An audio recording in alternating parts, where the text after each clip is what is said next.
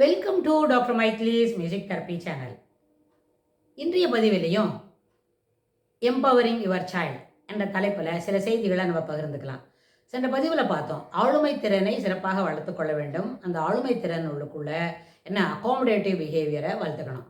எப்படியெல்லாம் அகாமடேட்டிவ் பிஹேவியரை வளர்த்துக்க முடியும் அப்படின்னு கேட்டால், முதல் விஷயம், எல்லா செய்திகளையும் நமக்கு என்ன சொல்கிறாங்களோ நம்ம சொல்கிறது தான் சரி, இதுக்கு ஒத்துக்கிறவங்கள தான் நம்ம ஃப்ரெண்டாக பிடிச்சிக்க முடியும் அப்படின்றத காட்டிலும், எது சரியோ அந்த சரியை கரெக்டாக செய்கிறதுக்கு நம்மளுக்கு ஒரு வாய்ப்பு கொடுக்குறாங்களா அப்படின்னு தான் பார்க்கணும். அப்போ நம்ம செய்கிறது வந்து சரிதானா?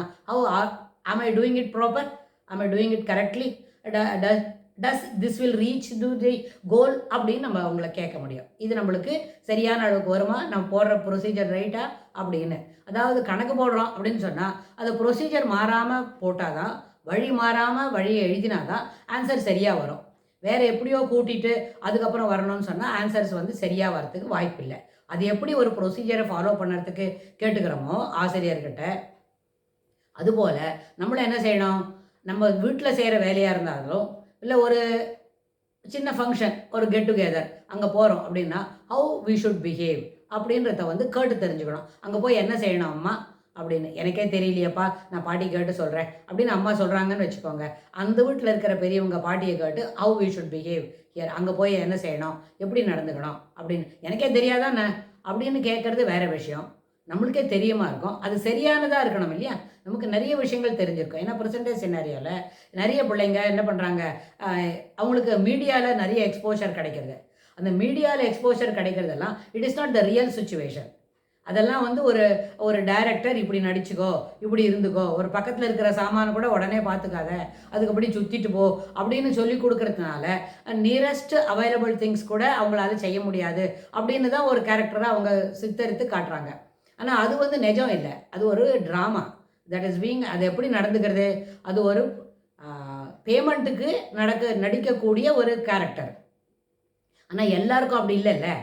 ரியல் சுச்சுவேஷனில் நம்ம அம்மா கிட்ட நம்ம எப்படி பழகணும், அம்மா வணக்கம், அப்பா வணக்கம் அப்படி சொல்கிறோம். இல்லை பாட்டி வந்திருக்காங்களா, பாட்டி குட் மார்னிங் பாட்டி அப்படின்னு வி ஆர் ஹக்கிங் த பாட்டி, பாட்டியை சேர்த்து கட்டிக்கிறோம், பாட்டிக்கிட்ட ரொம்ப ஆசையாக இருக்கோம்னு சொன்னால் இதெல்லாம் ஒரு சினிமாவில் பார்த்து கற்றுக்க முடியாதுல்ல.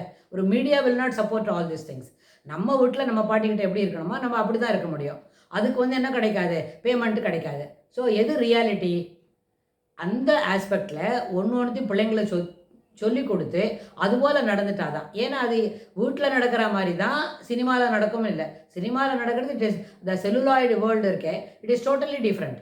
பார்த்து கற்றுக்கிற பிஹேவியர் அங்கேருந்து இல்லை, நம்ம வீட்டில் இருக்கிறவங்கள பார்த்து தான் நம்ம பார்த்து கற்றுக்க முடியும்.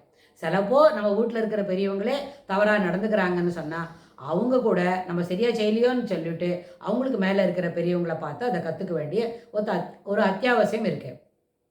அதனால் சில நிகழ்வுகள் என்ன பண்ணலாம், நம்ம வீட்டில் நம்ம நடந்துக்கிற மாதிரி தான் நடக்கணும். நம்மளுக்குன்னு ஒரு வசதி இருக்குது இல்லையா, வழிமுறைகள் இருக்குது. நம்ம தாத்தா அப்படி இருந்தாங்க, பாட்டி எப்படி, அதெல்லாம் தூக்கி போடு அப்படின்னு சொல்கிற அந்த மாதிரி ஒரு முரட்டுத்தனமான we are away from all these திங்ஸ்னு எப்போவுமே நினைக்க முடியாது.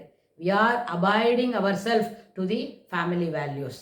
ஃபேமிலி வேல்யூஸ் என்ன, எப்போவும் உண்மையாக இருக்கணும், நேர்மையாக இருக்கணும், என்ன சின்சியராக இருக்கணும், எல்லா வேலைகளும் சரிவர செய்யணும், சரியாக செய்யணும். ஏன் சரிவர செய்யணும்னு சொல்லுவாங்கன்னு சொன்னால், சரியாக செய்தால் தான் வரக்கூடிய ரிசல்ட்ஸ் வந்து ப்ராப்பராக இருக்கும், ஏற்றுக்கொள்ளக்கூடியதாக இருக்கும். சரியாக மட்டும் செய்துட்டோம், அது வந்து அதை கண்டினியூவாக ஃபாலோ பண்ணலன்னு சொன்னால் ஏதோ ஒரு ரிசல்ட் வரும், அதை அக்செப்ட் பண்ணிக்க வேண்டிய ஒரு கட்டாயம் வரும். அப்படி இல்லை.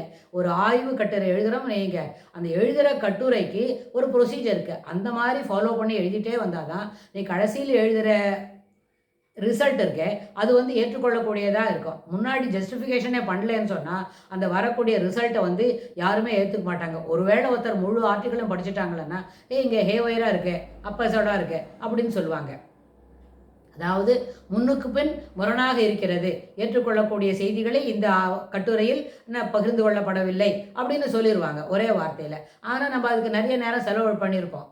அதனால் ஒரு ப்ரொசீஜர் இருக்குது ஒரு வேலையை செய்கிறதுக்குன்னு சொன்னால், that procedure had to be adhered அப்படின்ற ஒரு மனம் நிலைமையை வளர்த்துக்கணும். அதாவது இதுபோல் எதை எப்படி செய்ய வேண்டுமோ அந்த விஷயத்தில் procedure had to be adhered அப்படின்ற அந்த மைண்ட் செட்டை வளர்த்துண்டா எல்லா விஷயங்களுக்கும் அந்த ஒரு ஃப்ரேஸ் பொருந்தும். பாடம் படிக்கிறதா இருந்தாலும், வீட்டில் வேலை செய்கிறதா இருந்தாலும், அம்மாவுக்கு ஹெல்ப் பண்ணுறதா இருந்தாலும், அப்புறம் ஒரு கன்சர்ன் வளர்த்துக்கணும். அடுத்தவங்களோட சிம்பத்தி எம்பத்தின்னு ஒன்று சொல்லுவோம். சிம்பத்தி இருக்குமா இருக்கும், ஐயோ பாவம்னு சொல்லிட்டு போவான். ஆனால் அவனோட ஷூஸில் இருந்தால் தான் what does it makes him to behave like this அப்படின்றத நம்ம புரிஞ்சிக்க முடியும். அதே மாதிரி சுச்சுவேஷன் நம்மளுக்கு வரும்போது அதுலேருந்து நம்மளை தற்காத்து கொள்ளலாம், இல்லை அதில் எப்படி நம்மளை புகுத்துக்கலாம், ரெண்டுமே பார்க்க முடியும். இதுக்கு தொடர்புடைய செய்திகளை நம்ம வரப்போகிற பகுதிகளில் பார்க்கலாம். தேங்க்ஸ் ஃபார் வாட்சிங்.